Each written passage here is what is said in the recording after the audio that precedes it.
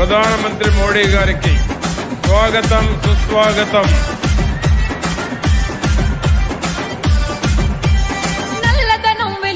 Telugu Desam party జాతీయ అధ్యక్షులు ప్రియతమ నాయకులు శ్రీ నారా చంద్రబాబు నాయుడు గారికి స్వాగతం సుస్వాగతం. పవర్ స్టార్ పవన్ కళ్యాణ్ గారికి స్వాగతం సుస్వాగతం.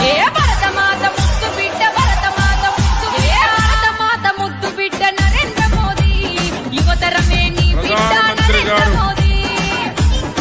వేదికను అలంకరించబోయేటప్పుడు ఎవరి సీట్లలో వారికి 3 జెండాలు పెట్టాము. కూటమిలో ఉన్న 3 జెండాలు పెట్టాము. 3 జెండాలతో స్వాగతం పలకవలసిందిగా కోరుతా ఉన్నాం. వేదిక మీదకి రాబోయేటప్పుడు నిర్మలా గారు తీసుకుంటారు ఇన్వైట్ చేయడానికి. వారు ఇన్వైట్ చేసేటప్పుడు 3 జెండాలతో స్వాగతం పలకవలసిందిగా కోరుతా ఉన్నాం. ఇప్పుడు తెలుగుదేశం పార్టీ పాలిట్ బ్యూరో సభ్యులు మాజీ మంత్రివర్యులు నక్క ఆనంద్ బాబు గారిని గౌరవనీయులు వారిని మాట్లాడవలసిందిగా కోరుతా ఉన్నాం.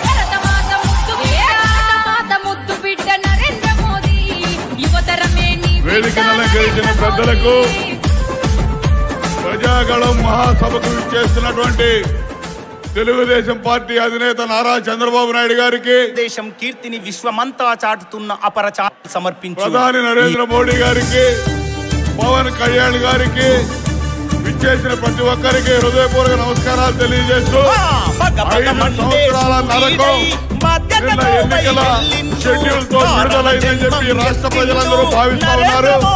ఈ రాష్ట్రంలో కొనసాగుతున్నటువంటి అరాచక పాలనను అంతమొందించాల్సిన బాధ్యత ప్రజలందరూ తీసుకోవాల్సిన అవసరం ఉంది. ఈ రోజు తెలుగుదేశం పార్టీ, జనసేన, బీజేపీ ఈ రాష్ట్రాన్ని బాగు చేసుకోవాలని, ఈ రాష్ట్రానికి భవిష్యత్తు కావాలని, యువతకి విద్యార్థులకి భవిష్యత్తు కావాలని ఒక మహత్ సంకల్పంతో ముందుకు పోతా ఉన్నారు.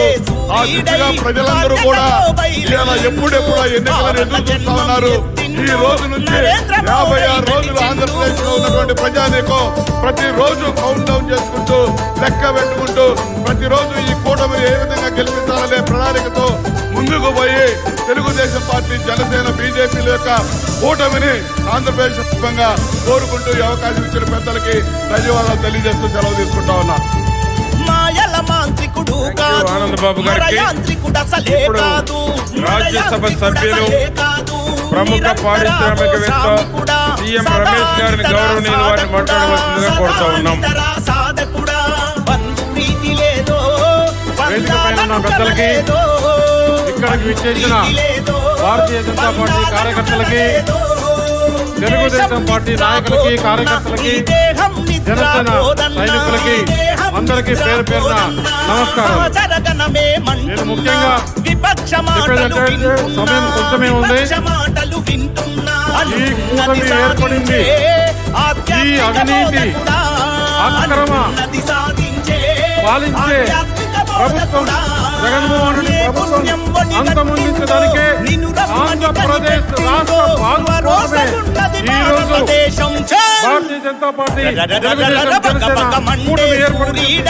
తెలియజేస్తున్నాను, 2014లో భారతీయ జనతా పార్టీ అధికారంలో లేదు, తెలుగుదేశం పార్టీ అధికారంలో లేదు, జనసేన పార్టీ కూడా పోటీ చేయకుండా మద్దతు ఇవ్వడం జరిగింది. ఇప్పుడు మన ప్రియతమ భారత ప్రధాని 10 సంవత్సరాలు భారతదేశాన్ని ఏ విధంగా ముందుకు తీసుకెళ్లాడు, అలాగే 5 సంవత్సరాలు 2014 నుంచి 19 వరకు చంద్రబాబు నాయుడు గారు ఆంధ్రప్రదేశ్ రాష్ట్రానికి ఎంత మేలు చేశాడు. ఇప్పుడు ఈ 5 సంవత్సరాల్లో జగన్మోహన్ రెడ్డి అవినీతి, దుర్మార్గ పాలన, కేసులు, ల్యాండ్, శాండ్, మైనింగ్, లిక్కర్తో దోచుకున్నాడు. దోచుకున్నది కాకుండా వారందరిపైన కూడా కట్టి వారిపైన కేసులు పెట్టారు. ఎవరైతే ఈ అవినీతికి పాల్పడిన అధికారులు, వారి మంత్రులు, ఎమ్మెల్యేలు, ముఖ్యమంత్రి వారికి సహకరించిన ప్రతి ఒక్కరిని కూడా ఈ కూటమి వదలదు. రేపు మే 13వ తారీఖు పోలింగ్. ఆ రోజు మీరు ఏదైతే కూటమి అభ్యర్థులు ఉన్నారో వారి అందరికీ పూర్తి మెజారిటీతో, ఈ బ్రహ్మాండమైన మెజారిటీతో ఈ కూటమి గెలవబోతుంది. 13 అయిన తర్వాత 4వ తారీఖు కౌంటింగ్. 4వ తారీఖు కౌంటింగ్ అయిన తర్వాత అటు భారతదేశానికి 3వసారి మన ప్రియతమ ప్రధానమంత్రి నరేంద్ర మోడీ గారి ప్రమాణ స్వీకారం చేస్తారు.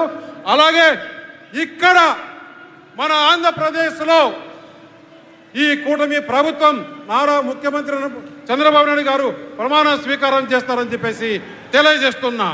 అప్పుడు ఏదైతే ఈ కార్యకర్తలను ఇబ్బంది పెట్టారో వారి అందరికీ వడ్డీతో సహా ఈ ప్రభుత్వం తీర్చుకుంటుందని చెప్పి తెలియజేస్తూ ఏమాత్రం సందేహం లేదు, ఆంధ్రప్రదేశ్లో ఈ కూటమి విజయదిందవి మ్రోగించి నేను చెప్తున్నా 25 పార్లమెంట్లు 175లో మెజారిటీ స్థానాలు, వారికి సింగిల్ డిజిట్ కూడా రాదు ఎమ్మెల్యేలు అని చెప్పేసి నేను ఈ సభాముఖంగా తెలియజేస్తున్నాను. ఈ అవకాశం ఇచ్చిన పెద్దలకి ధన్యవాదాలు తెలియజేస్తూ నమస్కారాలు తెలియజేస్తున్నాను. థ్యాంక్ యూ రమేష్ గారికి. ఇప్పుడు జనసేన సీనియర్ నాయకులు బొమ్మిడి నాయకర్ గారిని మాట్లాడవలసిందిగా కోరుతున్నాను. రాజధాని లేని రాష్ట్రంగా మన ఆంధ్ర రాష్ట్రాన్ని తీసిన ఘనత ఈ దుర్మార్గ ముఖ్యమంత్రి కాదా అని చెప్పి ఈ సందర్భంగా నేను అడుగుతున్నాను. నేను దయచేసి ప్రజలారు మీరు అందరూ కోరుకున్నది ఒకటే, రాబోయే రోజులు ఎలక్షన్స్ వస్తున్నాయి దగ్గరలోనే. ఏదైతే ఈ ఎన్డీఏ కూటమి ఉందో ఈ కూటమి ద్వారానే రాష్ట్రంలో మంచి ప్రభుత్వాన్ని అందించే విధంగా మన రాష్ట్రానికి ఉంటుందని చెప్పి సందర్భంగా తెలియజేసుకుంటూ, అదేవిధంగా కేంద్రంలో కూడా మన మోడీ గారు 3వసారి మరి ఆయన ప్రధానమంత్రిగా అయ్యే అవకాశాలు ఉన్నాయి కాబట్టి మరి ఈ కూటమిని రాష్ట్ర ప్రజలు అదేవిధంగా దేశ ప్రజలందరూ కూడా మరి సపోర్ట్ చేస్తారని తెలియజేసుకుంటూ మరి ఈ కార్యక్రమానికి అవకాశం ఇచ్చినటువంటి పెద్దలందరూ కూడా పేరు ధన్యవాదాలు తెలియజేసుకున్నాం. థ్యాంక్ యూ నాయకర్ గారికి. తెలుగుదేశం పార్టీ పాలిట్ బ్యూరో సభ్యులు శాసనసభ్యులు గౌరవనీయులు నిమ్మల రామానాయుడు గారిని మాట్లాడవలసిందిగా కోరుతా ఉన్నాం.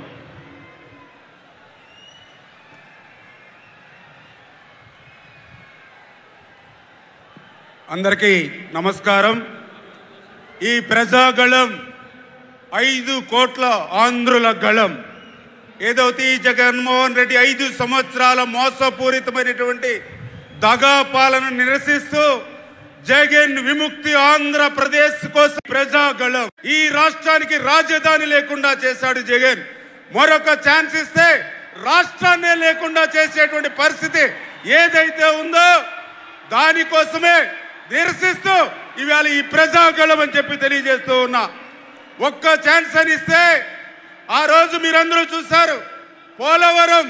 ఆ రోజు చంద్రబాబు నాయుడు గారు 5 సంవత్సరాల్లో 72% పోలవరం పూర్తి చేస్తే ఈ 5 సంవత్సరాల్లో 2% కూడా పూర్తి చేయకుండా పోలవరాన్ని ముంచేసినటువంటి పరిస్థితి.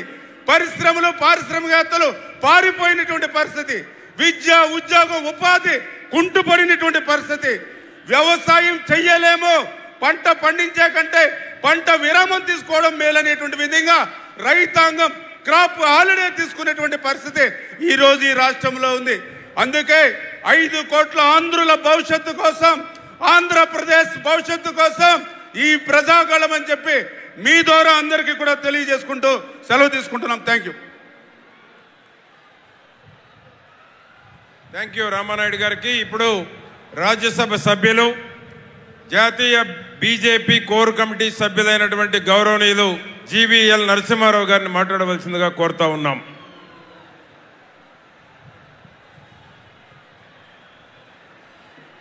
భారత్ మాతాకి. ఇప్పుడే దేశ ప్రధాని నరేంద్ర మోదీ గారు మన చిలకలూరుపేట గడ్డపై కాలు పెట్టారు. భారత్ మాతాకి. వారి దాకా మన వాయిస్ వినిపించాలి. భారత్ మాతాకి. నేను